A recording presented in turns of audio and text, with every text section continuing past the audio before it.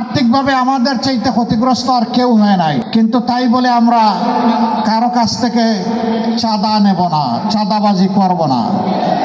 কারণ চাঁদা ভিক্ষার চাইতেও নিকৃষ্ট।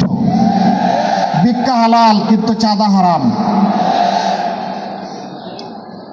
আমরা কথা দিয়ে কথা রেখেছি।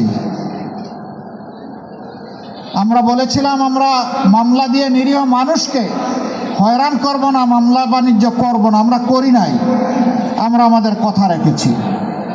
আপনারা শুনে অবাক হবেন, সারা দেশে হাজার হাজার লাখ লাখ মামলা আমরা চাইলে করতে পারতাম। খুবই অল্প সংখ্যক মামলা করেছি। এর মধ্যে 8টা মামলায় আসামি মাত্র 1জন করে। কারণ আমরা বলে দিয়েছিলাম একজন নিরীহ নাগরিকও যেন আমাদের মামলার আসামি না হয়। দ্বিতীয়জন খুঁজে না পাওয়ার কারণে একজনকে আসামি করা হয়েছে। আমরা জানি না ন্যায় বিচার পাবো কিনা, কিন্তু আমরা নিশ্চিত আদালতে আখেরাতে ন্যায় বিচার পাবো ইনশাআল্লাহ।